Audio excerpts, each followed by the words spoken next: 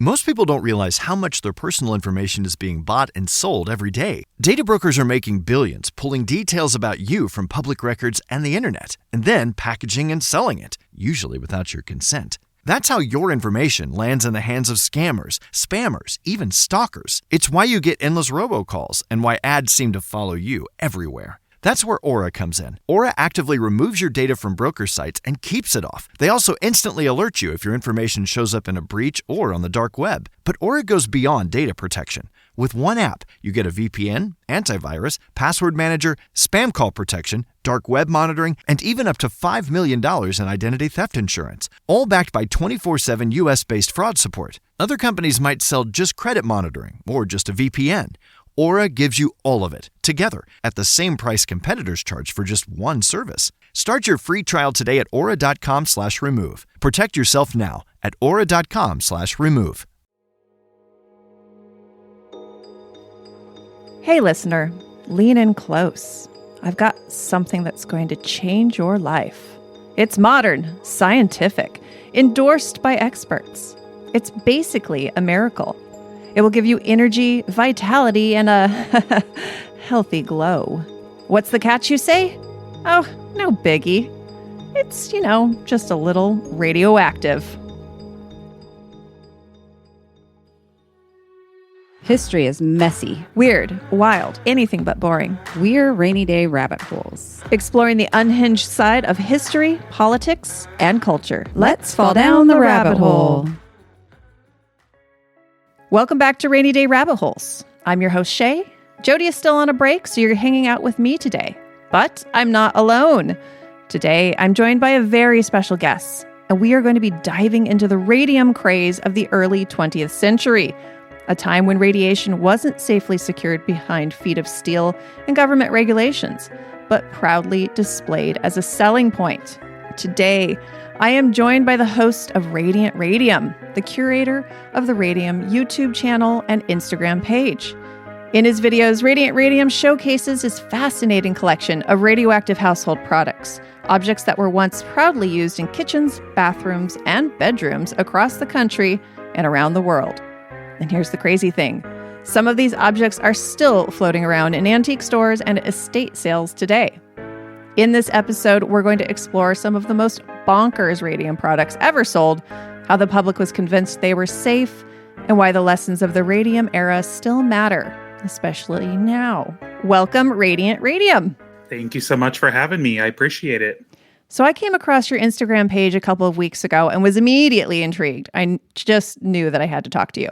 And we can get into it later, but for your own safety and peace of mind, you will remain anonymous. I appreciate it. Thank you so much. But what we can say about you is that you are passionate about history, right? Absolutely. For quite a while, actually, my grandfather was a bottle digger who dug up bottles from the Old West. He actually would dig up outhouses and look for these old bottles. And he just really passed this, historian angle on to me. That's awesome. Give us a little bit of history about your background as a collector. So it sounds like it started with your grandfather with this passion for bottles. So did you start with bottles as well? So kind of. It's really interesting because he was so focused on the Wild West. That was his thing. Okay. He was very focused on, beer bottles and whiskey bottles and the drunkenness of the Wild West. And, I used to help him with, he actually owned an antique store and he had quite the collection of antiques. Oh, cool. And so he would teach me about all these different things. And my first kind of introduction into quackery was he had somebody bring in to his antique store one of those old ultraviolet ray machines, these like wand devices that had ultraviolet electricity in them. And they were supposed to, stimulate blood flow if you rubbed it across your hand, if you had carpal tunnel, those types of things, Okay. Just straight up lies and quackery. And was just fascinated at the fact that the medical industry at the time, in a lot of ways, supported so much of this. And it was just kind of a free-for-all. And so just it kind of started there. and then transitioned into the radioactive stuff actually much later in life, even though I've always had a fascination with history. So do you have collections of things other than radioactive products? Not much, honestly. I do have some bottles, a lot of the stuff from, the late 1800s, but my primary focus, especially these days and where the majority of my money goes, unfortunately, is the radioactivity. So beyond this wand that kind of sparked your interest, as it were, where and when did you discover your first radioactive antique? So I actually years ago had been told that there was this fascination with radiation even before the atomic age. So we're talking probably, 10, 15 years ago when I first learned that aside from the atomic age, after the bombs, there was a pre kind of nuclear fascination with health products. And I first learned about some of it actually with things like radium suppositories of all things, like just the most random off the wall things that you could ever think they would use in quackery. And so it was an interest, and it was something that at that time I never thought was necessarily obtainable in terms of collecting, right? Collecting or documenting. Your first thought when you hear about that stuff is either it's all long gone, or it's in museums, or it's, practically unobtainable for somebody of, civilian stature, I guess you could say. When did you discover, like, you were in an antique store and you find something that you're like, oh my God, did you know what you were holding? Like, what was the first thing? Was it the suppositories you found, one of the tins or something? Luckily, obviously not a suppository. Luckily, I haven't come across any suppositories yet, though I would love them for my collection. So the first actual piece that I came across that wasn't even necessarily radioactive quackery, but kind of led straight into it, like many people, is uranium glass. Uranium glass is commonly found everywhere in different antique stores and multitudes of garage sales, estate sales, that type of thing. But coming across it and thinking to myself, gosh, it's really interesting that of all things they would use, uranium to colorize this glass. And from there, it went into kind of radium painted clocks. Not a lot of people realize that, radium paint was used to, luminesce the clocks back in the day for the glow in the dark properties. And there was, I kid you not, hundreds of millions of them made. One of the largest company, West Clocks, had celebrated like their 100 millionth clock back in, like, I want to say the like 40s or 50s, somewhere along those lines. So there's millions of them out there. And that was fascinating, but it wasn't really until I came across a Radithor, which is the uranium-lined water drinking vessel. And funny enough, it popped up on Facebook Marketplace. And it was one of those things where it was a couple hours away from me, but I was so fascinated with the idea of it and kind of the danger and the, impracticality of it that I was like, you know what, I'm going to pick it up. And it was a couple $100. It was a little steep at the time, but I ended up driving out there, picking it up, and just kind of fell in love with it ever since. And that was, it's kind of funny because I've amassed quite a collection in only a little over a year or so. Oh, wow. Yeah. Wow. Yeah. You found something that you're passionate about and dove right in.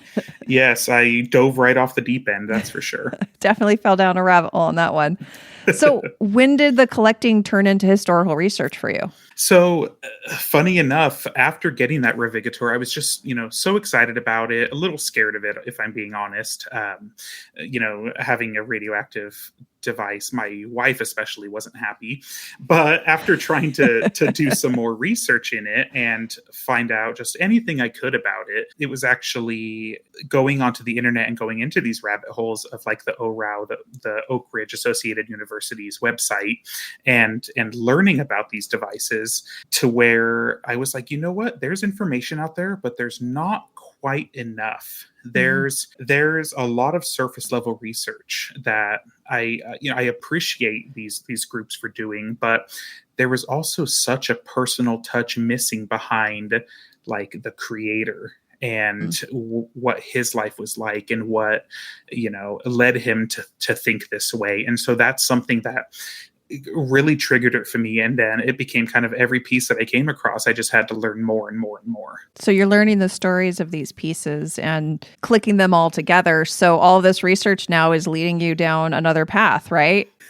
Yes, it's quite wild, actually. And, when you look online and you look at the history of some of these pieces, there's actually so much misinformation out there. And it's not necessarily because folks are trying to spread misinformation, but more so the fact that folks just don't quite have enough knowledge behind it. There's so much history that was hidden and buried and not talked about, because let's be real, it's kind of an embarrassing thing to think about that just 100 years ago. It may seem like a long time ago, but it really wasn't, to be ingesting radioactive materials. Right. Yeah. That was our grandparents yeah, ingesting that material. Exactly. And so it's something that has become really a passion project of mine to bring so much more of that information out. And that has brought me into the rabbit hole of traveling across the United States to locate pieces and talk to folks and just do as much research as I can. Stuff that I think the internet is very helpful with these days. But at the same time, it's like you really sometimes just have to get,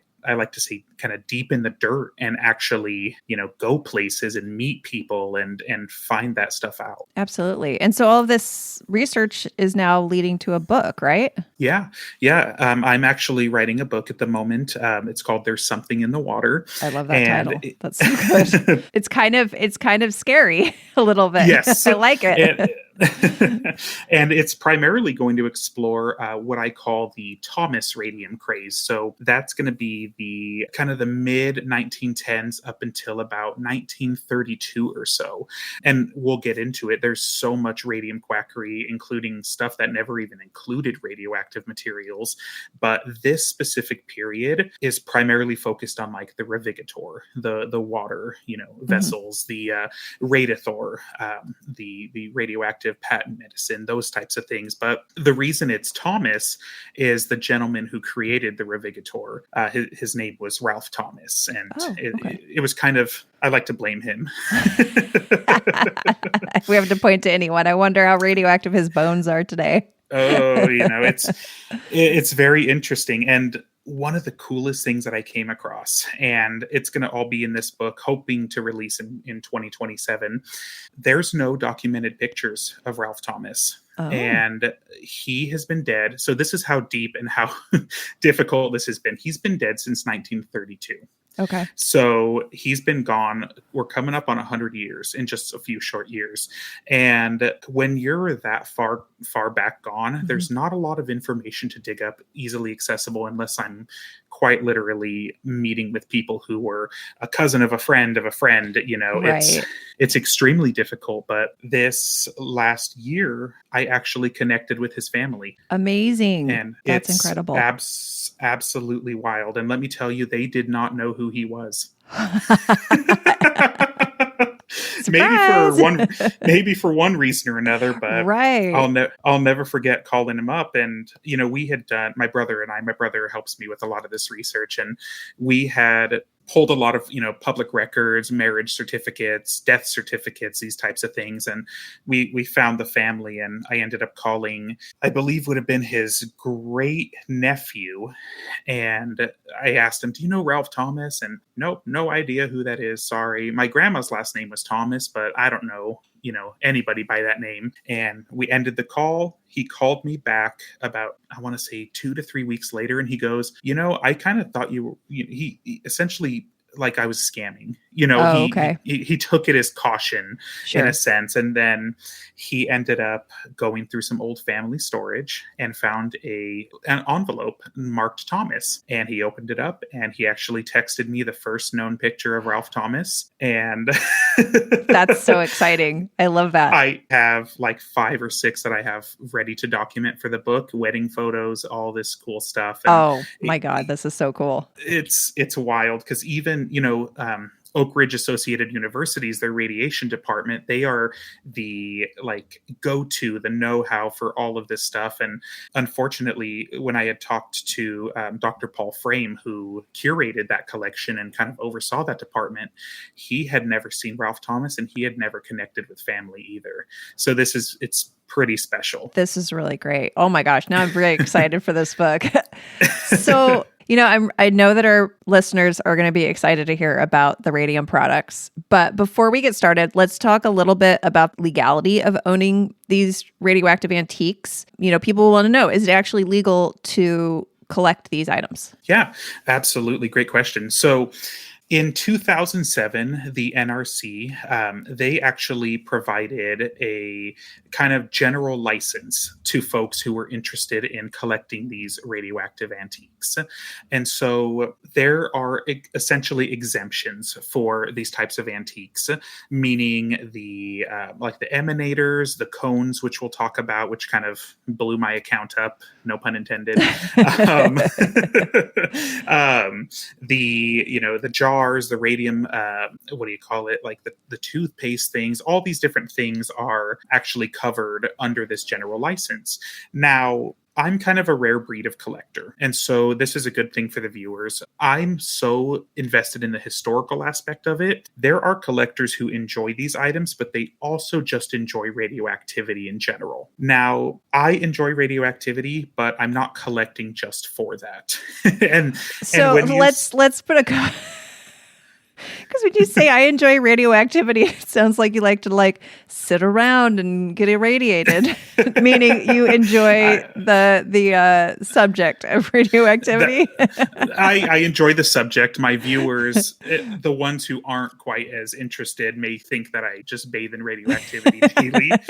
I mean, maybe when you enter your collection room a little bit. Yeah, a little bit, But it's one of those things to where these NRC limits, for example, for this collecting and this legality, covers all my stuff, but a lot of the same collectors want the stuff that is so hot radioactivity wise that it falls outside of that limit. So for anyone who's interested and potentially comes across radium antiques, realistically, as long as it's an antique, it's intact, it's not leaking or anything like that, they are considered legal and safe to own. Just don't use them for their intended purpose, and that's the government's official position on it today. And we'll talk about that more. And just for our listeners, the NRC is the Nuclear Regulatory Commission, so a government agency. And now, how about, is there a difference between collecting these items or selling them? I mean, are you allowed to sell these items, or is that restricted? So technically, I'm allowed to sell them under this general license. And when I say general license, I mean it's quite literally that. You just kind of print it out and agree to the terms. Okay. You know what I mean? It's not anything you have to apply for. Now, there becomes the issue of, if I am selling it, how is it getting to the buyer? That type of situation. So for me personally, I don't typically sell any of the antiques. Maybe I'll, gift one to a friend here or there, but I find a lot of gray area when it comes to selling something like that, because either somebody may not understand the safety requirements of it, or maybe they're interested in using it for a reason they shouldn't be. So legal, but I kind of look at it as a gray area personally. Sure. And what about disposing of them? Are there rules about if let's say one of your water jug shatters into 1 million pieces, and now you have to dispose of it? Are there special regulations about how you have to dispose of these items? So depending on your state and location, a lot of times what you would want to do is actually contact a local government agency, so that way they can, come and handle it safely. Okay. Now, what I'll be completely honest about is most of these government agencies and most of the people of today have no idea what to do, because there's not really training for it. And there's not a lot of understanding of it. There's more misunderstanding than anything, which, as you can guess, breeds fear.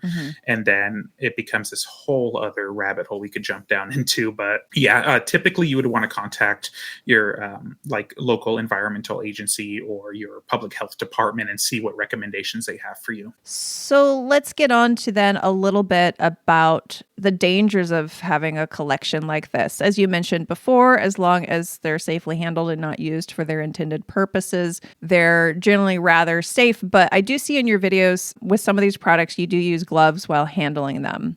Is that recommended when, I mean, and I guess it depends on the product, like uranium glass, I'm sure as long as you're not eating or drinking off of it, it's fine to have it in your cabinet and dust it once in a while and don't lick it to clean it.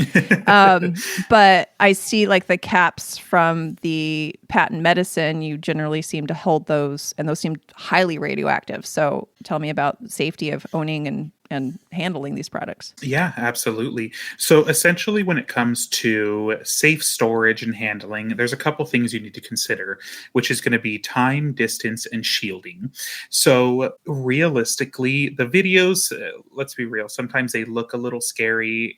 They probably look a lot scarier than they actually are. So for example, you just want to not expose yourself unnecessarily as much as you can. So for example, if you're going to have a collection, say even half the size of mine, you're not going to want to have it in the same room. You're not going to want to sleep with it. You're not going to you know, display it around your headboard.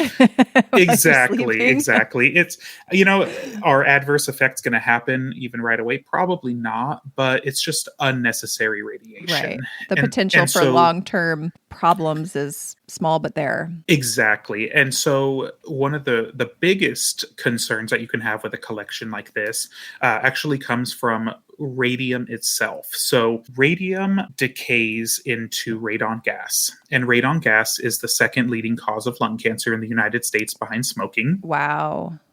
And so, for example, these clocks, they put off a decent amount of radon gas individually, but once you have them all together, typically more than 10, they start to produce enough to become kind of noticeable. And noticeable meaning when you're actually monitoring it. And so the best recommendation I can have is if you are going to amass a collection, especially of actual radium pieces, and the reason I say actual radium is many of these pieces that are labeled radium don't actually contain radium itself.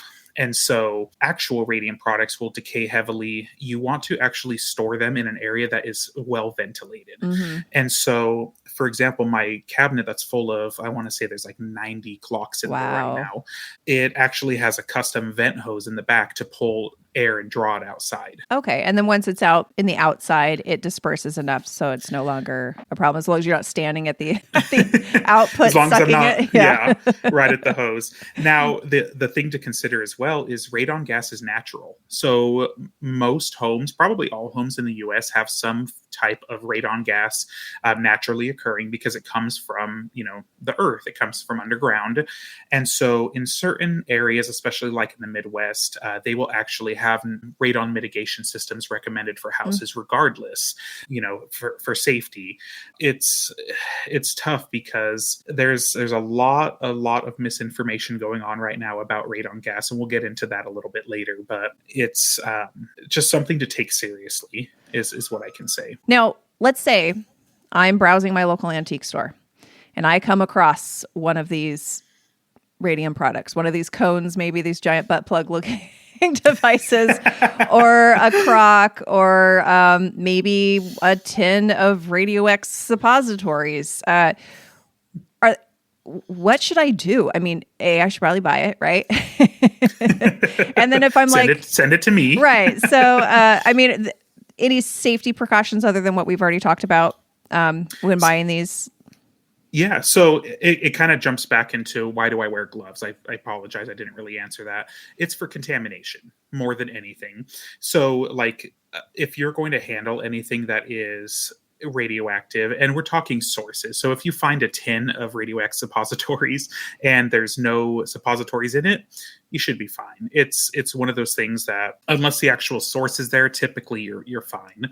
Gloves to handle the source is the recommendation. I follow Princeton University's recommendation for handling of radioactive materials. Simple nitrile gloves. You'll see my comment section does not believe me by any means, but nitrile gloves. Nothing in this category is really hot enough to require like lead shielding or anything like that. So if you come across anything, just kind of common sense precautions. Don't lick it. Don't, don't stick it in your nose. nose. And then don't stick it in your nose. Don't pick it up and then, eat chips right after. Yeah, wash your hands, you filthy animals. Exactly. Is soap and water enough if you touch one of these? A good hand washing enough to basically wash away any contamination? Yes. So soap and water is just kind of the general recommendation. Now, if you are at an antique store and you come across something that is dangerously exposed, so for example, radium clocks, if you come across a radium clock that is flaking like crazy and it's missing its glass or you can see paint particles, I would highly recommend letting staff know. Now, a lot of the times they're just going to be like, yeah, okay. Right. But at least the due diligence, because that stuff is hazardous if ingested, and you don't have to be fooling around to ingest. It can just be airborne. Sure. Now, before we get into the products themselves, I would love for you to tell us a little bit about the radium craze of the early 20th century. But first, we've got to pay a few bills. We'll be right back after this break.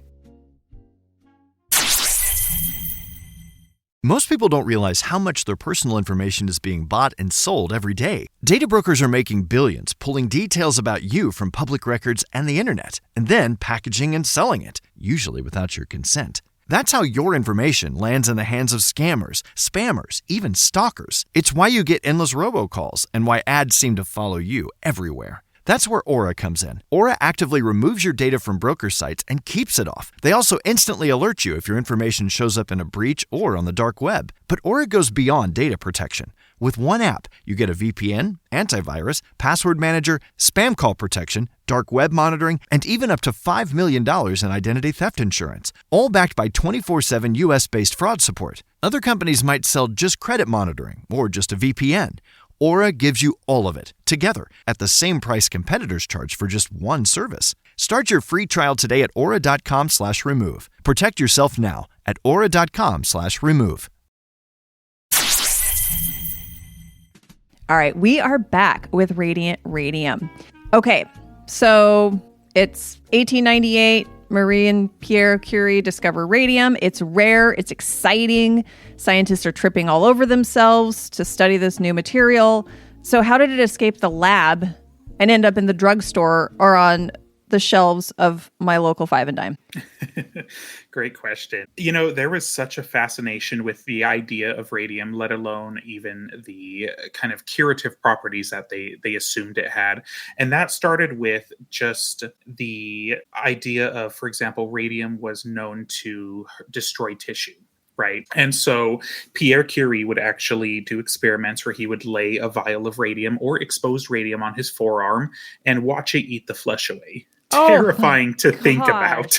The scientists, man, bless them. They are such wackos sometimes. All in the name of science, I guess. But that leads into them being able to determine, wow, it could potentially eat away tumors, or it could, abscesses and all these different things that they started considering. And so the public kind of got word of this new substance. It's like, wow, it can kill cancer cells. It can do all these curative, crazy things. It also is warm to the touch. It must be this like miracle God-given cure, element that they found. And what started happening was companies started using the name radium for products that didn't necessarily contain radium, but they used it as a marketing ploy. So, for example, you know how sometimes when you go to, say, a clothing store and they say, hey, the new platinum collection, right? There's no platinum in it, but it's the best of the best. Radium was kind of used in that way. So you would know that this radium brand butter is the best butter you can get, Okay. I get it. They were so excited at the idea of this, and they were so proud of the idea of this miracle substance. And this miracle substance, mind you, it took tons and tons, quite literally thousands and thousands of pounds of uranium to process into radium itself. And so it was very valuable, incredibly rare. And so 99% of the products from the radium craze that actually said radium never contained it, which is super interesting. Wow, but it did actually end up in a lot of products. And knowing, I was reading how much ore they had to process to get like maybe not even a gram of radium. So how does it get out into the public to be used in products, not for scientific research completely? So at that point, funny enough, there's, like I said, even the products that said that they contained radium in it. So, for example, the radium ore Radithor is probably one of the most famous products, right? They were actually lying. They still did not contain radium, even though they were called radium. So radium itself made it into very, very few products at a very high premium, meaning that people were able to purchase it for, say, for example, Radithor. Radithor is, something we'll get really deep into a little bit later, but it was a patent medicine that contained actual radium in it. Very, very, very tiny amounts of it. And it was incredibly expensive at the time. It was $1 a bottle, which I think today would equate to roughly 30 something dollars a dose, which back then was quite a bit. And because they used so much, let's say you purchase a gram of radium, which at that time would have been, millions of dollars today. It was the most expensive substance in the world. Yeah, I think I saw something like at the time $120,000 per gram. Yes, back in the 1910s, or incredibly expensive. And so these medical quackery folks that I've kind of touched on a little bit, they would purchase radium for incredibly high costs, and then they would put it in some products. So there is an emanator, for example, that had refined radium in it, and it cost $290 back in 1930.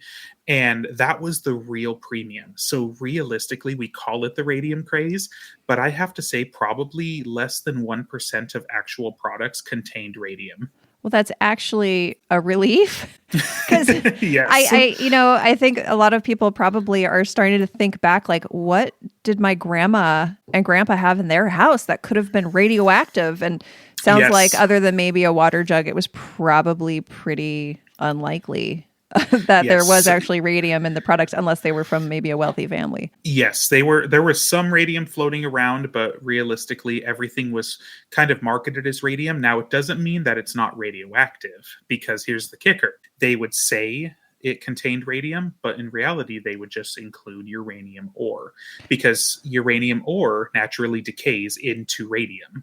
Okay. So, for example, again, 99% of these products contained uranium. So they are pretty significantly radioactive, but they weren't, this incredibly intense, expensive material at the time. It was more the name than anything. I'm a big hot dummy, so I really don't know the difference between uranium and radium. Was radium, sounds like it was refined more, so it was more potent, more radioactive? Is that the difference? Yes. So essentially, radium was discovered as a byproduct of decay of uranium. Intensely, intensely radioactive. And so we're talking like thousands of times more radioactive. Now, what's really interesting is uranium is radioactive, but it's not necessarily as dangerous to come in contact with. It's one of those things where you touch it, nothing's really going to happen. You wash your hands, you're good. Radium, now the real concern is radiation from radium is so intense that, leaving it on your skin for long enough is going to burn holes in you, essentially. Oh, good grief. Okay. So, so are people understanding the risks? I mean, at this point, I'm sure it took decades for them to understand the risks, but were the dangers of it known in their 1910s, 1920s? So what's super interesting is Marie and Pierre Curie and a couple of other scientists, they kind of started to understand the dangers in the sense that you probably shouldn't carry it anymore. You probably shouldn't put it on your arm. You probably shouldn't do those types of things. Now, they continue to do it for science, but the public Now, a lot of the public genuinely believed that it was the safest thing you could get your hands on, and it was a miracle. So much so that the American Medical Association had backed the use of radium in many different health products. Oh, no.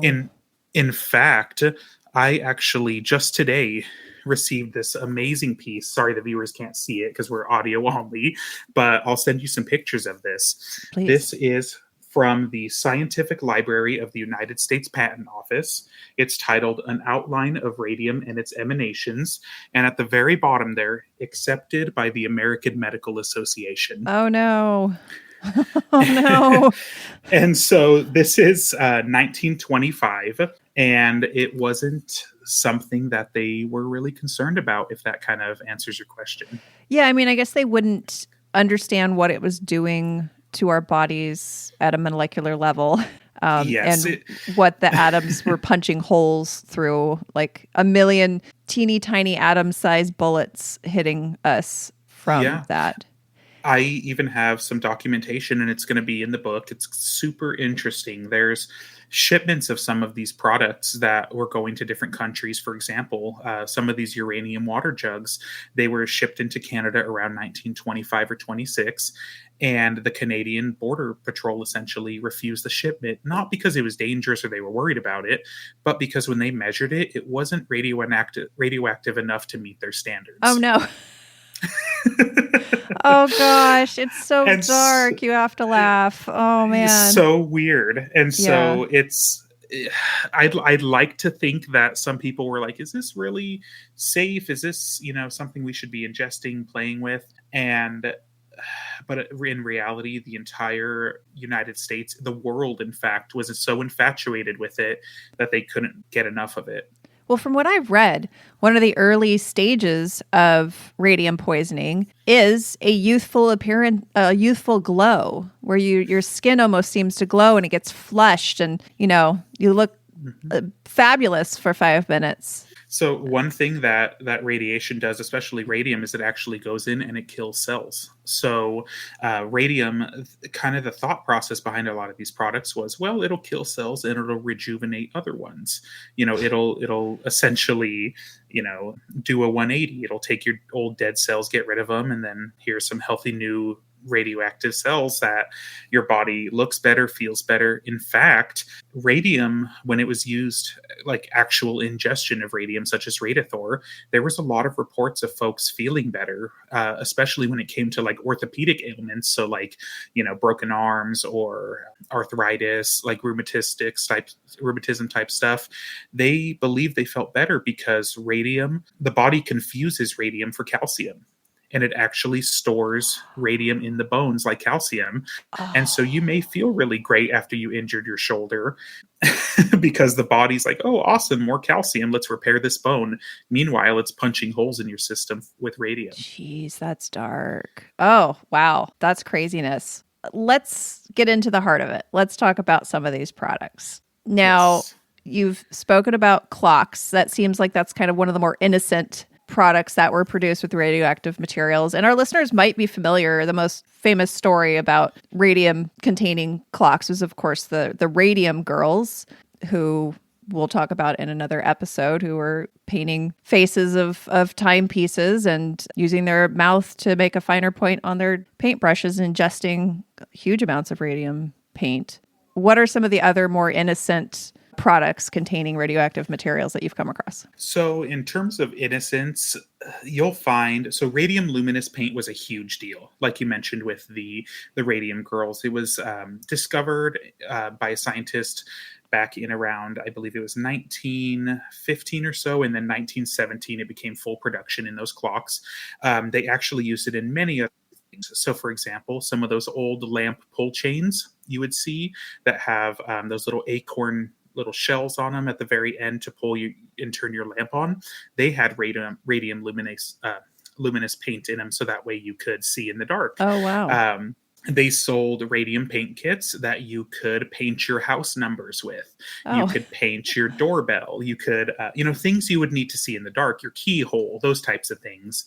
Some of the other products, there was these buttons that you could purchase. Basically, these little stick-on buttons you would just stick around the house on anything you wanted to see in the dark. And then, of course, there was so many products that never actually contained radium. The households were full of them. Housewives loved X-radium dishes, and they were just mineral clay bowls. Oh. Nothing super special, but radium really, filled the household in many different, quote, innocent ways. But in terms of actual radioactive materials, it was pretty much limited to paint. Okay. Because anything other than that was incredibly expensive to use it in. And you just needed the tiniest amount of radium to activate zinc sulfide to make that paint.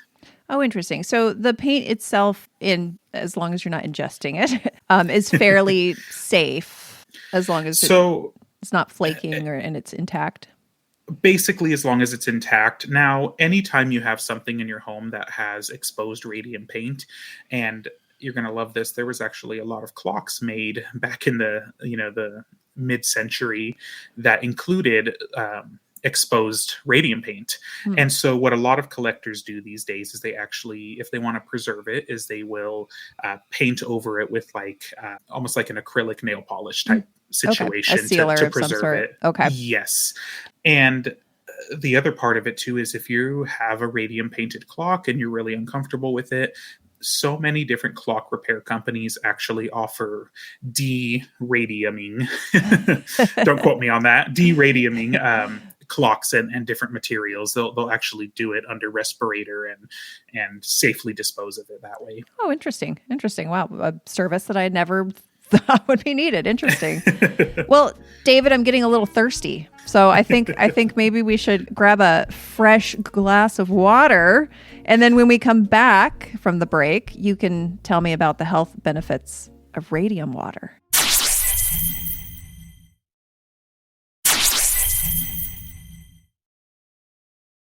All right, welcome back, folks. I'm here with Radiant Radium talking about some of the products in his massive collection of radioactive household items. One of the things that you feature heavily on your YouTube channel and Instagram page is devices for creating radium water at home. Can you tell me a little bit more about these items and what radium water was supposed to do for people? Absolutely. So radium water first kind of reared its ugly head in the mid 1900s, was around the time that a lot of radium health springs were being discovered. And radium health springs are all across the world. They're in Canada, they're in the United States, they were in Europe. They were just natural kind of hot springs. And a lot of tests determined that they were full of radioactive material. And basically because there was uranium ore in the water. Now, for whatever reason, people, they went to these hot springs, they felt rejuvenated, they felt really good. But for whatever reason, they kind of thought, well, if it feels good on the outside, it should feel even better on the inside, which is concerning. But radium water was touted as quite literally a cure-all. One of the very first ads for a piece that I have, it's called a Thomas Radium Charging Receptacle. It's the precursor to the most famous radium water jug, the Radithor. It actually ran an ad around 1923, I believe it was, 1922 or 1923. And the headline, I kid you not, is "Suicide? No. Drink radium water." What? Like it's a cure for mental health conditions as well? Absolutely. Good grief. They said it would cure thoughts of suicide. They said that it would cure hemorrhoids. It would cure women's troubles. It would cure complaints by children, which was, I'm guessing, your child just being an ass. I thought that's what brandy was for back then. Exactly. We transitioned from alcohol to here's some radioactive water. And so it was literally used to quote, cure everything. I mean, they had this laundry list, and I'll send you a picture of a pamphlet. They have a laundry list of, things that they quoted that it cured. It cured lumbago. It cured rheumatism. It cured cancers. It's absolutely wild. And that's kind of where the craze really kind of went a little wacky, because we went from enjoying the thought of radium and thinking, God, I wish I could just have a piece of how exciting it is, to like, I need it in my body. Yeah, it's like the colloidal silver of its Yes. day. And what's super interesting, like we mentioned earlier, most of these products contain no radium. So these radium water jugs, these radium water emanators, most of them contained uranium ore, because they, as part of the natural decay chain of uranium, it turns into radium over time. And so they were kind of like, you get your radium one way or another. But luckily, it wasn't quite nearly as potent as pure refined radium. So drinking from these jugs wouldn't necessarily give you the infamous, radium jaw necrosis that people talk about, but you would be ingesting radon gas. Mm. And radon gas, like I mentioned, second leading cause of lung cancer in the United States. These pamphlets and articles straight up say you want to ingest your radon gas. Like, that is the best thing you can do for your health. Now, they called it nitin at the time. It was before it was called radon. But they would say nitin is the cure-all to everything. Wow. Natural radioactivity filling your lungs is the best thing that you could do for your body. Oh, great. And let's be clear, everyone, radon gas is highly carcinogenic. So we know now, if you don't want cancer, don't drink radon Don't gas. do it. Yeah. Or inhale Don't do radon it. gas. The few products that did contain radium, even they didn't actually typically have you ingesting refined radium. So I've shown off a couple of emanators on my sites. And by emanators, I mean they were these devices that were intended to release radon gas into your water. Now, the products that contained refined radium released a lot more radon gas, but they also cost so much money that you'd have to be pretty wealthy to afford one of them. It wasn't really until Radithor and a few other products that you were actually ingesting refined radium. Okay. And we'll get to Radithor here in a bit, but I want to talk a little bit about the cones to put in water. Tell me about those, and that there was different sizes for personal and livestock use. And I want to hear about the Granny's doorstop story as well. Oh, yes, Granny's doorstop. So to start it off with cones, I mentioned earlier, Ralph Thomas created the Revigator, the jars. After he left the Revigator company, he made his hundreds of thousands of dollars at the time. He got back into the game by developing a radioactive cone, a radium cone. Again, contained no radium. It was a concrete, like, sand mixture that they stuck essentially a rod of uranium ore inside, and it was encased in concrete. They stamped it at the bottom, Thomas radioactive cone, and you would stick it in your water jug and you would let it emanate overnight, so that way you could wake up and have a fresh glass of radon gas with your water. Yum. And there were many knockoff companies. He was the original. He started that pretty early on in the 20s. I want to say around 25 or 26 or so. There was companies, my biggest video to date, like on TikTok, is the Burnett radioactive cone, which was a larger cone, came out of Texas. They were kind of doing the exact same thing. But you are very right. They had different sizes. There was 2.5 inch, 4.5 inch, 5.5 inch, and 2.5 inch was typically for travel. You would take that and, go on picnics with it, or, go have dinner and take your cone with you to emanate the water in. Good grief. The 4.5 inch was typical. You put it in a gallon or two of water. And then the 5.5 inch was typically for livestock. You would actually put it into your animal's water trough, and you would emanate radon gas for your animals, because who doesn't want, bacon that, grew up on a diet of oats and radioactive water? Sure.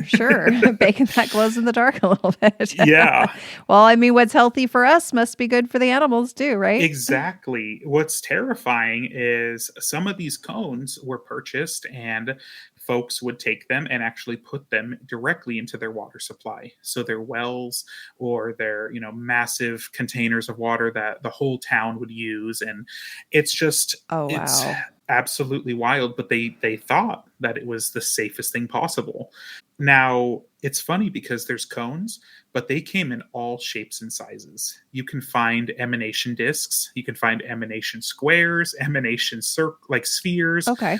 all these wild things that you use to emanate your water. It's absolutely insane to think about today. It is, absolutely.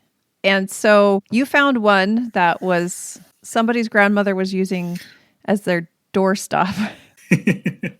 Yes. So I had posted the video of the Burnett cone back in February, I believe it was, on TikTok. And it blew up. It went, millions and millions of views. It did very well. And I was paying attention to the comments one day. And somebody comments and she says, like, are all of these things radioactive? My granny uses one as a doorstop.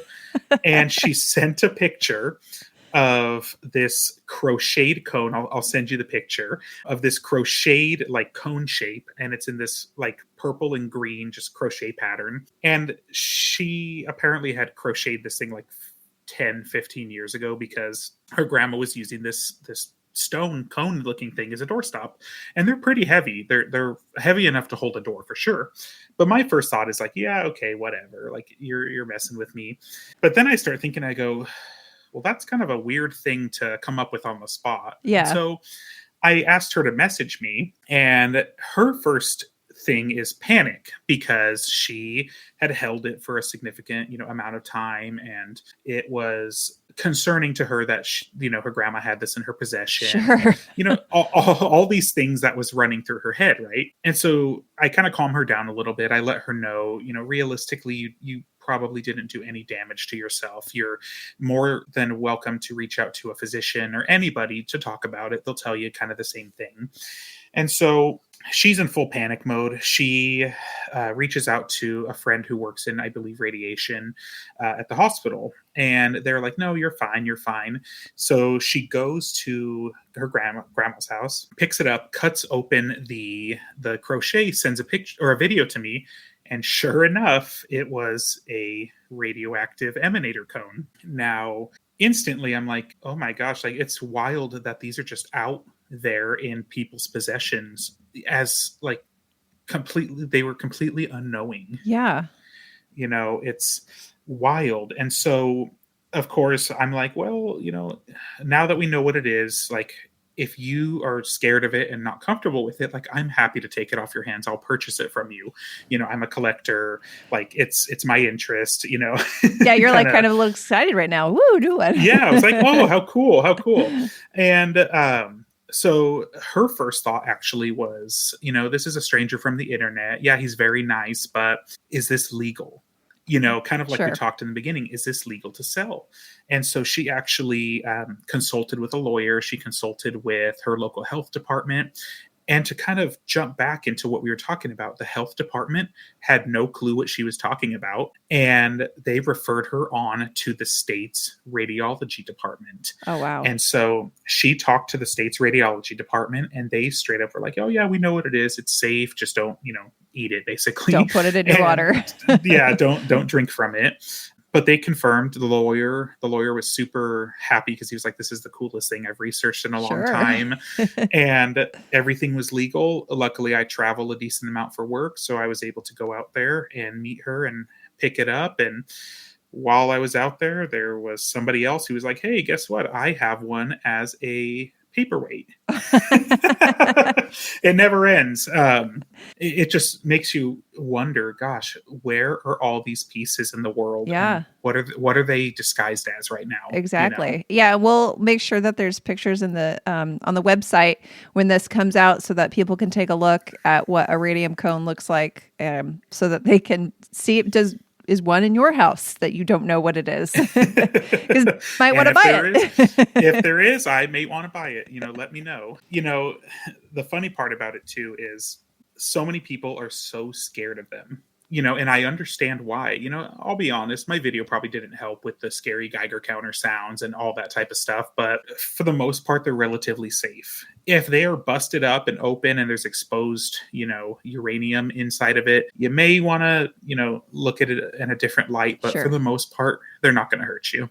Okay, that's good to know. That's a relief. And radium glass in antique stores would be the thing that people would be most likely to encounter, right? Yes. So uranium glass, and then radium is technically a color descriptor of another type of glass.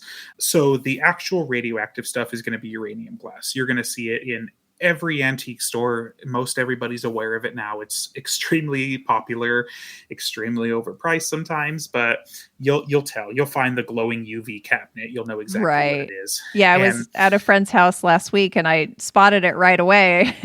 I was like, hey, I know what that is. Yep. And that stuff is honestly totally harmless, even when it's a little chipped up or scratched up. Like, don't eat off of it, but you're fine to display it. The uranium is basically binded to the glass at that point. Okay. And they used such little amounts in the coloring process of this glass.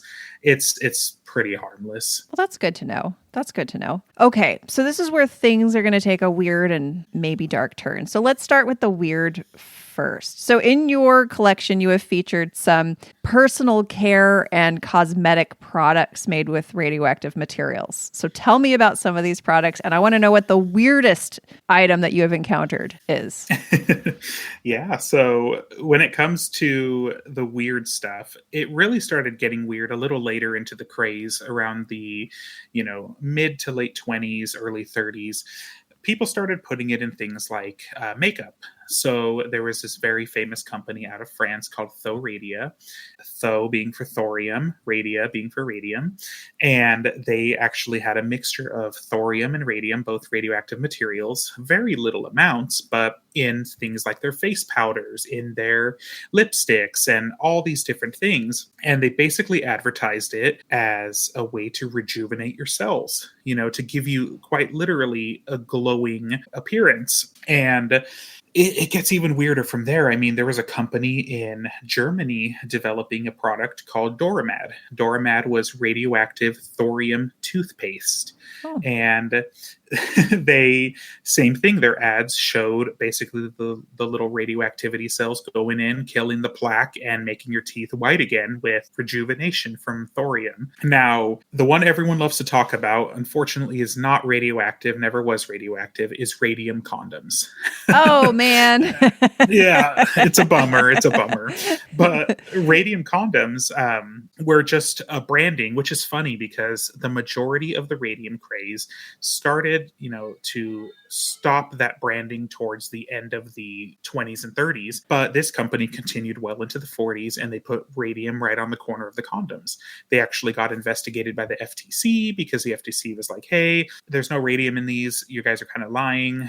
Even though you're not saying they're radioactive, people get that impression now. But there's other interesting devices. Like I mentioned, that the violet ray machine to shock and stimulate, the blood flow of your arms or your legs or whatever. They used radium tipped applicators. So that way, when you were shocking your skin to get the blood flow going, you were also getting a dose of radium. Oh, now, one famous thing that those pieces were used for was impotence. Oh. And so men, for example, would use it to shock their genitals. Oh, and, fun. Try to stimulate blood flow, stimulate some action. The suppositories, as you know, suppositories could be used for a multitude of reasons, but the advertisement at the time was quite literally for sex problems. So they would basically say, like, is your manhood failing? Shove some radium up your where. It'll make it atomic. Exactly. And so they got to some really, really weird thing. One of the craziest, not to jump too far back into radium water again, but around this time in the late 20s, early 30s was when soda water became a big deal. The Sparklets company, they were a big, siphon company making these soda water siphons. They specifically made a cartridge full of radon gas that you could make radioactive soda water with. Oh, how fancy. It just, went everywhere. This is the same time where, candy and soda shops, they were in love with the idea of radium water and radioactive products, that you could go in to your local candy shop, pay a penny, get a glass of radium water. Things started getting very weird, kind of later on. But some of the products that I've encountered that are the weirdest, I don't own one, and they are pretty hot, but the radioendocrinator is a jockstrap pouch. What? with a basically this like little box that has your radioactive sample inside, and you would put it on as a male under your testicles, and you would let it irradiate you. Now, my understanding of it, and from talking to a few people who own one, is they are so hot. It was essentially like getting, I think it was 10 to 20 x-rays per hour underneath your testicles. Wow. So it's actually making you less fertile the longer you wear it, which is probably the opposite effect that they were hoping for. Essentially. And, you would use it there. You could use it on your back, but it was primarily for things like impotence. Now, the UK, the US did this too, but the UK was really prominent with a product called the Q-Ray, which was a dry compress, an electric dry compress that was filled with uranium, dust. And you would put it on your neck, your legs, wherever hurt, and you would try to apply radioactivity along with heat to your body parts. There was a lot of stuff. One thing that caught my eye at the, what did we call it again? The ORAU website was the radioactive eye applicator that they said would cure your vision problems. Yeah. People believed that intense radiation to the eyeballs would help things like cataracts and different things like that. Now, what's really scary to think about is a lot of these devices put off alpha radiation. Alpha radiation is the primary decay or the primary radiation that comes off of radium. Now, your body can pretty much deflect alpha radiation for the most part because it's so weak that it can't penetrate skin cells. It can't penetrate the dead layer of skin. Well, what's the one area that doesn't have protection like dead skin cells is the eyeballs. Yeah. And so alpha radiation can do a lot of damage to eyeballs, unfortunately. So seeing a product like that, and I believe that product came in several different intensities. You could purchase different intensities. It's absolutely wild. That's craziness. And then there was some sort of NAC plate that you would put in the pack of your cigarettes to make your cigarettes less toxic, I guess. Yeah, that's something that came out a little later. I want to say in the 80s or 90s, if I remember correctly, much later, which is crazy because radium quackery and radioactive quackery actually continues to this day. And I know we're going to get into that, but it's scary to think about. Yeah, I was surprised when I was scrolling through the list of products on their site from the 1980s, products to put in your refrigerator or freezer to help deodorize, from a Japanese company, of course. Yes. But let's go ahead and take the dark turn now. So let's talk about these radium, I guess, tinctures, patent medicines such as Radithor. What is it? And why did it become so infamous? Yeah, so very early on, there was talk of how can we actually ingest radium, which is terrifying to think about now, but they wanted radium in the body, not the ragtag Revigator is what they kind of thought about it at the time. Oh yeah, you're drinking radon gas, but where's the actual radium? And so there was a gentleman by the name of William Bailey, and he is actually the one who developed the radioendocrinator, the jockstrap. And later on in life, he, after getting run out of most of his companies and, in trouble with many different government agencies, he actually ended up creating Radithor. Radithor is a patent medicine, which very rare, by the way, that this was an actual medicine. The majority of the Radium Craze health products were very, very careful to not ever advertise it as an actual medicine. For example, the water jars and everything were actually advertised as health and beauty products. Okay. In a sense. So that way they didn't need physician, prescription referral, anything like that. Radithor comes in, and I actually have a bottle of it here, and I will send you some pictures of that as well. Please. And it says Radithor certified radioactive water contains radium and mesothorium in triple distilled water. Well, that triple distilled water is very important. Yes, Make sure very it's important. as fresh and clean and clear as possible to put radioactive material in. And what's the other ingredient? Mesothorium? Mesothorium, yes, that is so. Radium, as we know it, is typically radium 226. That is the most common form of radium. Mesothorium is actually radium 228, Okay. which is way more radioactive. Oh, great. So it works way better. It works way better. It actually has a shorter half-life. So the majority of mesothorium that, say, would have been put in there in 1930 to today, fairly undetectable without very, very good equipment. Okay. So it was intensely radioactive for a shorter period of time. So what they did was they took this triple distilled water. They basically put these radioactive minerals in it, radium salts, and they dissolved it in there. And it was a 1 bottle to 3 bottle a day drink. Jeez Louise. And this was something that is infamous because, like I mentioned, it was one of the very few actual medicines that was prescribed. And so the Radithor company would send a box of 30 to a physician or a pharmacy, and the physician would sell them for $1 a pop, and he would get a kickback. Great. That was part of their program. He would get a kickback. And so Radithor, as opposed to pretty much everything else, was actual ingestion of radium, which is where it gets really, really scary, because you're not really necessarily dealing with the radon gas, the increased cancer risk from radon gas like you would the other products. You're actually ingesting the source itself, which you typically didn't ingest the source in any other products. There was a person who you speak about quite a bit in your videos that was very into Radithor and drank many bottles per day. Tell us about him. Yeah, so his name was Ebenezer, or Eben Byers, and he was a socialite and a golf champion back in the 20s and 30s specifically. Now, he was actually on a trip, and he fell from kind of like this bunk situation in a train, and he injured his shoulder. He went to his doctor, and after multiple failed therapies and different things, the doctor kind of said, well, have you tried Radithor? You know, it's kind of this cure-all. And what's really interesting is I actually have a Radithor pamphlet on the way that I'm going to document soon that talks all about how harmless it is and how it can cure quite literally everything. Wow.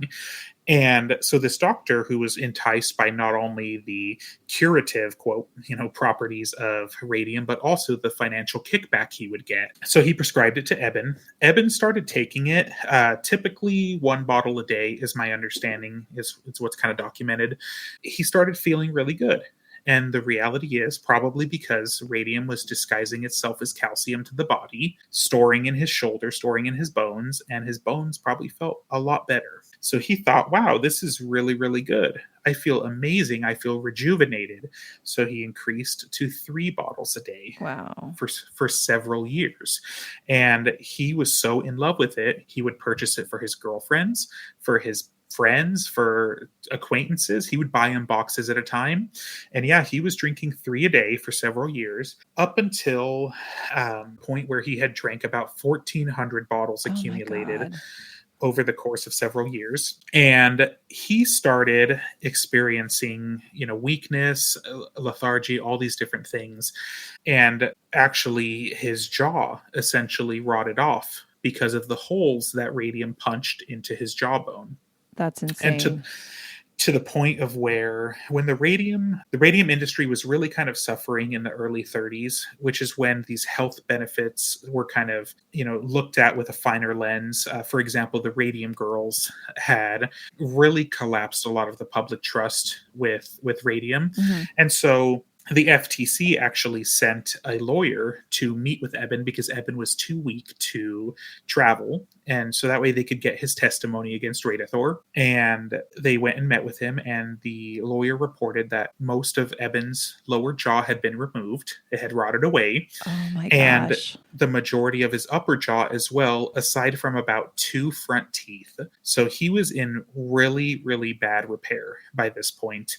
And he ended up passing away in 1932 from this radium illness. Now, it was first reported that he passed from pneumonia. California. And then I think it was the following day they announced that they were able to test his bones, and they found that he had ingested, X amount of times the safe limit of radium for anybody, and it had essentially rotted him from the inside out. That's terrible. That's terrible. And his bones remained radioactive for still today, I'm assuming? Yes. Yeah, they actually were able to test him, and his bones were radioactive. They actually buried him in a lead-lined coffin because of the activity. They were essentially, in a way, they kind of described hot to the touch is some terms that I've seen used. Now, what's really interesting is a lot of public pressure came to William Bailey, the creator of Radithor, and he famously said, "I've drank more radium water than anyone in the world, and look at me, I'm doing just fine." Well, he ended up passing away from cancer several years later, and they actually exhumed his body later to test it for radioactivity, and sure enough, his bones were hot as well. Wow. And so was this the turning point for the radium craze? In a lot of ways, yes. So this is what kind of started the collapse of the radium industry as we knew it back then, meaning that the public just kind of was terrified because there was this famous Playboy socialite that passed away from it. Now, realistically, 1,400 bottles is a lot of freaking radium and Radithor to drink, but it was still enough to kind of turn the public's opinion. The Radium girls also really, really, forced the public opinion a certain way, in a good way. We got, the development of OSHA from the Radium girls. We got essentially the FDA having a lot more oversight over medicines, including patent medicines. Now, what's really interesting is by this point, the U.S. government kind of had to figure out a way to say, oops, we kind of messed up. And the way that they did that is very interesting today, because you would assume that, there would be a lot of very litigious people who would have sued the heck out of these people and collapsed the industry this way and that way and gotten money out of it and shut down corporations. Realistically, what happened was the government just kind of stepped in and said, okay, guys, Radithor company, other radioactive cone companies, knock it off. You're done. And that was it. There was really no lawsuits. There was really no follow-up studies done. We still today don't know the effects of the Radithor or Radithor on other people. It's really kind of buried. It just kind of went away. But there's an even more interesting aspect to it, which is the naysayers who continued, and the Thomas Radioactive Cone Company, who I mentioned, my book's going to focus on Ralph Thomas. His wife continued the company, sold the company in the late 30s, early 40s, somewhere around there. And that company actually continued producing cones probably up into the 60s. Wow. Which is absolutely insane. I actually connected with the family of the second owners of that cone company. And sure enough, they were like, yeah, we remember, Men in Black showing up and confiscating things in the 60s and, telling us that there was no more and we can't, continue to do this and it's bad and blah, blah, blah, blah, blah. But I even told a radioactive story time, is what I call it, on my channel, about a man who was going around selling those intensely hot radium emanators, the Zimmers, to women in Salt Lake City for $1,000 a pop. And he would tell them it would cure everything. And these things had been decommissioned, basically, like they weren't being made anymore, for 40 years. This was in the 1970s. Wow. That people were still peddling radium water. Interesting. And I mean, from what I've seen on your videos and some of the comments, belief that radium and radon gas has health benefits, that belief continues in some parts of the wellness industry today. So tell me about that. It's scary. Honestly, very scary. There are a handful of folks in the health and wellness influencer community who tout radium water as still a cure-all. And the reason for that, I think, is a lot less about the actual science behind it and more so just, government bad, right. Government bad, government lies, that type of thing, which I can understand to an extent. However, doesn't necessarily mean that radium water is going to cure your hemorrhoids, no matter where you put it. Right. And the scary thing is there are some folks with a platform who are convincing people to, hey, go out and purchase a Revigator, fill it up with water and drink it the next day. You're going to feel amazing. It's very, very unnerving and scary. And it's actually caused a major shift in the antique market for these radioactive antiques, which leads me to believe that one day the government could regulate again and say, hey, you know what? These need to be confiscated. These need to be destroyed, just like they started doing in the 60s and 70s, because here we go. People are using them for their intended purpose, which they were nice enough to give that general license to say, hey, you can collect these, just don't use them. We're now in a spot where people are looking to purchase them to use them. And I have actually been reached out to on numerous occasions. People like to say, oh, they're trolls, they're trolls. No, I can tell you people are asking to buy these because they want to drink from them. They want to store food in them. They want to, have them around the house so they could lay around them. And it's scary. It is scary. And why do you think that this resurgence and interest in this as a quack cure has come about again? I think there's a huge, resurgence of what's really good for you, what's really bad for you. And not to get political by any means, but there's a lot of question of the government right now, and what their practices are. Whether you agree or you disagree, there's question, right? There's concern with things that we've been taught over the years that people say were healthy for you, that now all of a sudden, hey, those aren't healthy. Hey, don't take that vaccine. Hey, don't, Sure. There's a lot of question. Take Tylenol. And you have the head of Health and Human Services saying, don't trust the experts. Do your own research. And unfortunately, when you do your own research, you are led to the internet, which is full of misinformation and people wanting to make money and people peddling lies. I mean, we're right back into snake oil once again. Exactly. I mean, a lot of the supplement industry could be called that because it's highly unregulated. And, a lot of the same claims being made on these supplement bottles of basically being a cure-all without coming right out and saying that they do it. So I can see that. But this is terrifying because this is something that actually can significantly harm you. Not just you're spending a lot of money on a supplement that does nothing. You're actually harming yourself. Exactly. You're bringing increased cancer risk. It's scary to think that people are regressing. And part of the point of Radiant Radium, the channel, is to remind people so that way people don't repeat history. Because, if you don't know it, you're doomed to repeat it. Sure. And it's concerning as well because there's really no evidence to back it up other than claims made by folks who were drinking the water. You felt great drinking 7 glasses a day of radium water, but you know what? You were drinking 7 glasses a day of water. You were probably very hydrated. You probably felt good from the hydration, and then later on down the line, you probably got cancer. I, in speaking with one of the families of the manufacturers of some of these devices, guess what? They had a familial history of thyroid cancer, which is very, very unfortunate. And I don't know how much more people need to be told that it's not good for you. I mean, there's a couple of influencers who say, well, the government wanted to kill the radium industry because they wanted to harness all the radioactive material for the Manhattan Project. And that worked for the uranium glaze stories later down the line. But there was starting to be evidence of radium being unhealthy and bad for you in the late 20s. The American Medical Association, who famously accepted a lot of these products, actually kind of turned face later on in the late 20s to say, hey, it's probably not good for you anymore. We don't really recommend this anymore. It wasn't necessarily that stop, but it was we can't recommend this anymore. So they started to know. They started to see the effects of it, especially after the Radium Girls. But it's horrible to think that everything that happened to the Radium Girls, the things that happened to Eben Byers, those types of stories, were kind of throwing dirt in the face of them and saying, you know what, I'm going to do it anyways, and it's going to cure me. It's we know better than history and science. Doing your own research, right?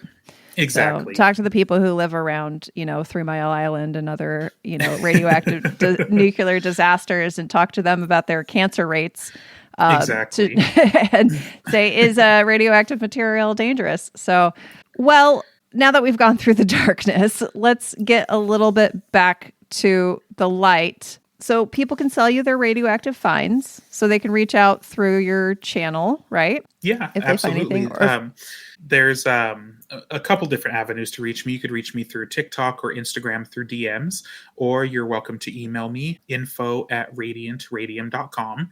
Now, I'll be 100% honest with you. I have a lot of stuff. I'm not going to buy every clock. I'm not going to buy every piece of uranium glass. My main focus is the radium health craze. So if you come across a cone, you come across anything labeled radium or radioactive, you're more than welcome to reach out to me. Even if I'm not interested in purchasing, I'm happy to give you the history behind it or an estimate if you want to go and take it somewhere else to sell. And then is there any product that you don't have in your collection that you want people to keep an eye out for you, that you're itching to get your hands on? Yes. So my kind of white whale, which there's a couple folks who own them, and maybe down the line money will talk, but my number one thing is a Revigorette, which was made by the Radithor company. I'll send you pictures of that as well on the website. They came in either a little stoneware, kind of like a little jug piece, probably, maybe 2 to 3 inches tall, or it came in Bakelite. There was 2 versions of it, and it was a face cream jar. Oh. And the Radithor company in the late 20s, early 30s, as things kind of slowed down a bit, their Hail Mary was kind of like, okay, let's get out of the water and let's really jump into the, emerging women's, kind of sexual revolution, and women, proudly wearing, lots more makeup and dressing up a little bit more. And so they jumped into face cream. I did find in research a advertisement for Radior facial cream that was fantastic. Yes. So interesting. So you're looking for a jar of remaining of this, or packaging from this product. It was actually its own jar that you added your own face cream into. Oh, so the jar itself was radioactive. So yes, the jar itself is lined with radium. Okay, interesting. All right. Yeah, definitely send me a picture of that. We'll put it on the website, and then people can help you find that, hopefully. And then, so what's next for you? You've got the book coming out. That's the big next. Any other plans for any other channels? So things have been going incredibly well on the 3 platforms I'm on right now. I went from, posting a couple of videos and being like, oh, awesome, I did, 1,000 views here, 1,000 views here, to now, I think as of just a couple days ago, we're over 60 million views. Wow, and incredible. It's opened a lot of opportunities. And so what's next, aside from the book, is more podcast appearances. I appreciate you being my first. There's, different media things that I'm looking at talking to. There's a news station that reached out. There's universities that have reached out. And I don't want to speak as somebody, say, like as an actual science major or anything like that, but as a historian and a collector, I'm happy to talk to you about the craze and my experience with it. And the wealth of knowledge doesn't necessarily have to be separated by a degree. You know what I mean? Right. There's so much research that I've done, and in a lot of ways I've become, kind of an expert on like the Radithor, for example. And so lots of stuff going on, lots of travel. I'm actually traveling in May to liquidate a collection, which includes even more stuff. It's kind of a teaser for a new video, but I am getting a Q-ray radium compress, like I mentioned, the electric compress. So that's cool. But yeah, just trucking along, releasing new content, showing off new stuff, and trying to keep it fun and interesting. Well, where can people find your work so they can keep up to date with what you're up to? I am on TikTok as @Radiant Radium. Same with Instagram @Radiant Radium, and YouTube. Darn you, whoever has the handle. I am @Radiant.Radium. Radiant.Radium. Okay. Radiant.Radium. And then, like I mentioned, anybody feel free to reach out to me at info@radiantradium.com. I'm building the website, but the email is live. Whether you have an inquiry, you have a safety concern, collector to collector, you want to start collecting, or you stumbled across a cone in your grandma's, doorway. Right. So before we go, I do want to ask you, what's your kind of ultimate takeaway from what you've learned through your collection? People find the most interesting ways to harm themselves. Don't they now? in the pursuit of good, because a lot of these products were made to benefit life, whether it was the health products or, for example, there was like the pole chains or the radium clocks. There was an inherently good purpose. Mm-hmm. But a lot of the times it's just a misunderstanding, and why sometimes you should question a lot of the fads and a lot of the newest stuff that comes out, because as humans, we will find any way possible we can to destroy ourselves in the name of good. Absolutely. I like that. So the message is think before you fall down that most recent fad. Yes. Radiant Radium. I've learned so much today, and I'm practically glowing from the inside out with my excitement over my newfound wealth of knowledge. And I thank you so much for taking the time to answer my questions. And I hope to have you back on again when the book comes out. Thank you so much. Absolutely. I'll let you know. You've been listening to Rainy Day Rabbit Holes. We thought maybe you had forgotten. How could you forget? We are your hosts, Shea And Jody.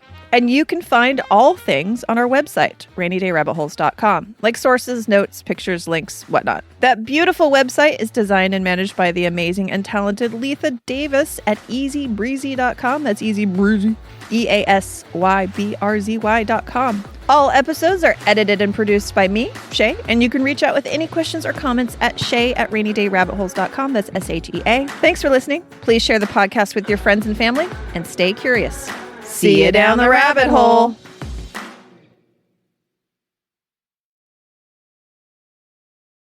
Most people don't realize how much their personal information is being bought and sold every day. Data brokers are making billions, pulling details about you from public records and the internet, and then packaging and selling it, usually without your consent. That's how your information lands in the hands of scammers, spammers, even stalkers. It's why you get endless robocalls and why ads seem to follow you everywhere. That's where Aura comes in. Aura actively removes your data from broker sites and keeps it off. They also instantly alert you if your information shows up in a breach or on the dark web. But Aura goes beyond data protection. With one app, you get a VPN, antivirus, password manager, spam call protection, dark web monitoring, and even up to $5 million in identity theft insurance, all backed by 24/7 US-based fraud support. Other companies might sell just credit monitoring or just a VPN.